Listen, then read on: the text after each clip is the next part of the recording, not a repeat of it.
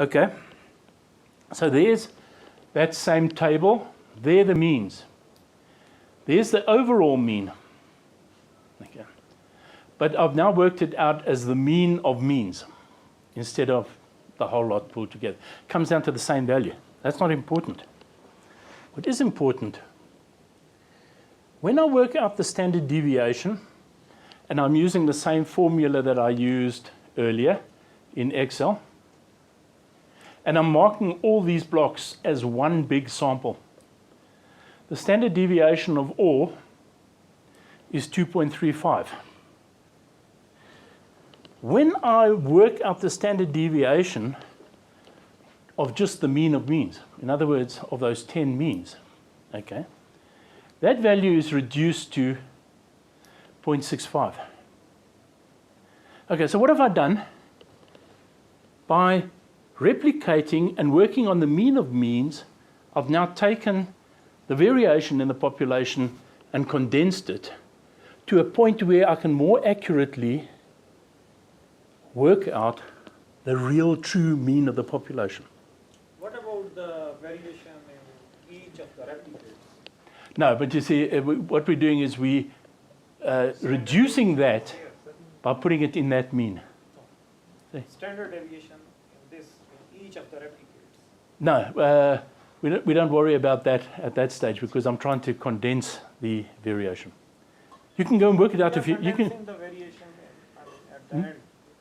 But there is standard deviation in each of there's standard deviation in each one of those. Okay. One of those. Yeah.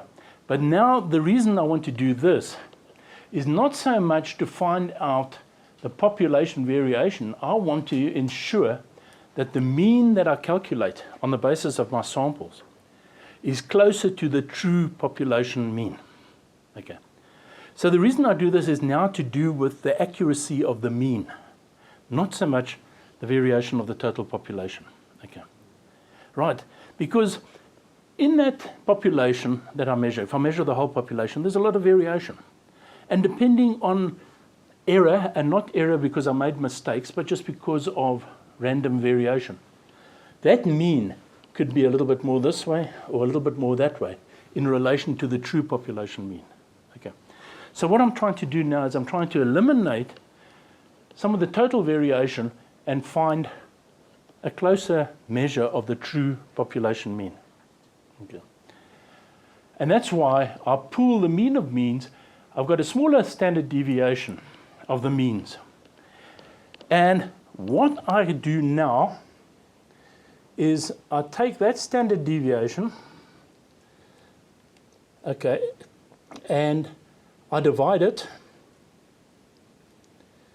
by the square root of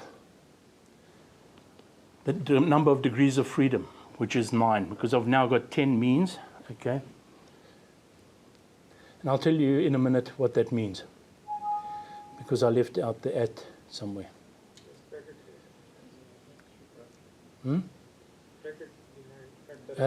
Sorry, and I need to also, have I got it?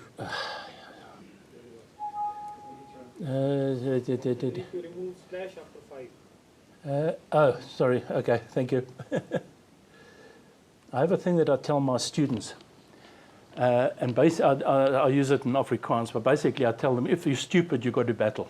Okay, right. Okay. Now I get a value of 0.21 by doing that. And you might have heard of the term the standard error of the mean.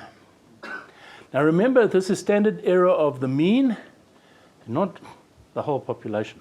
I'm now concentrating just on the mean, and I want an accurate measure of where the mean is. And that value there tells me that the true population mean, in all probability, okay, is 74 plus or minus 0.21. Okay.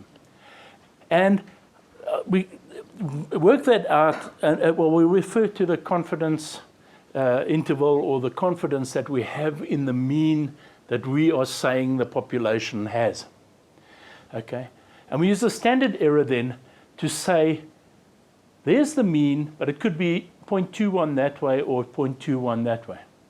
Now, obviously, the more variation there is, the standard error is going to be bigger, and there's going to be less certainty. But in this case, it's pretty accurate. Okay.